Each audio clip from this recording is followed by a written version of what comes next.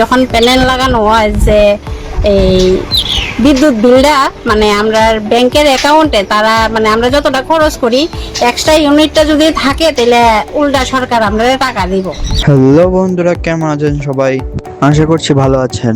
আজ আমরা নিয়ে এসেছি স্মার্ট মিটার একটি গুরুত্বপূর্ণ বিষয় নিয়ে। এটা কি স্মার্ট মিটার নাকি স্মার্ট ভাবে মধ্যবিত্তের পকেটে চাপ? আজ সত্যি একটা প্রশ্ন করতে ইচ্ছে করছে, স্মার্ট মিটার বসানোর আগে কি এত বিদ্যুৎ বিল আসতো? যেমন গত মাসে জুলাই 2026 আমার মোট বিল ছিল 1756।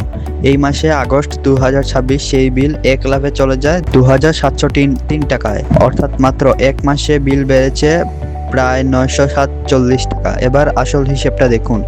বিদ্যুতের আসল এনার্জি চার্জ হলো 2241.65 টাকা, কিন্তু এরপর শুরু হয় একের পর এক অতিরিক্ত চার্জ, যেমন ফিক্সড চার্জ 70 টাকা, মিটার চার্জ 10 টাকা, ইলেকট্রিসিটি ডিউটি 111.31 টাকা, ফিউল চার্জ 355.18 টাকা।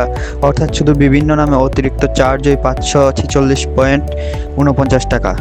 এরপরও যদি নির্ধারিত সময়ে বিল দিতে না পারেন তাহলে ডিপিএস অর্থাৎ জরিমানা 52 টাকা। তাহলে মোট দিতে হবে 2755 টাকা। এখন বলুন, একজন মধ্যবিত্ত মানুষ কি করবে?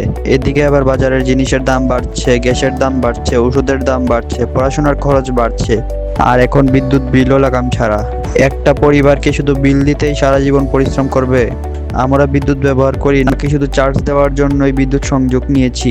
স্মার্ট মিটারের আগে মানুষ এত আতঙ্ক নিয়ে বিদ্যুৎ বিলের অপেক্ষা করতো না। এখন প্রতি মাসে বিল এলেই বুক ধড়ফড় করে, এই মাসে আবার কত বাড়লো। জনগণ তা জানতে চায়। স্মার্ট মিটার বসানোর উদ্দেশ্য কি? একই রকম ব্যবহার হলে বিল এত বাড়ছে কেন? Fuel charge, duty, fixed charge এতগুলো আলাদা চার্জ কেন? সাধারণ মানুষের আয় না বাড়লে বিল কেন প্রতি মাসে বাড়ছে? সরকারের কাছে বিনীত দৃঢ় আবেদন, শুধু স্মার্ট শব্দ ব্যবহার করলেই ব্যবস্থা স্মার্ট হয় না। সাধারণ মানুষের সামর্থ্যের বাইরে চলে যাওয়া বিদ্যুৎ বিল কোনো উন্নয়নের পরিচয় হতে পারে না। মধ্যবিত্ত মানুষের পকেটের কথাও ভাবুন। মানুষ বিদ্যুতের আলো চায়, কিন্তু সেই আলোর বিল যেন অন্ধকার ডেকে না আনে। যখন প্যানেল লাগানো হয় যে এই বিদ্যুৎ বিলটা মানে আমরা ব্যাংকের অ্যাকাউন্টে তারা মানে আমরা যতটা খরচ করি এক্সট্রা ইউনিটটা যদি থাকে তাহলে উল্টা সরকার আমরা টাকা দিব। কিন্তু উল্টা সরকার টাকা দিব তো দূরের কথা, আমরা উল্টা রাত্রের ঘুম মানে শেষ আর কি। এই যেই জায়গাটাই তো বিল 300-400 টাকা, এই জায়গাটাই আপনার 4000 টাকা, 3500 টাকা, 4000 টাকা বিল আয়। গাইজ, এটা কোনো রাজনৈতিক পোস্ট নয়, একজন সাধারণ বিদ্যুৎ গ্রাহকের কষ্টের কথা।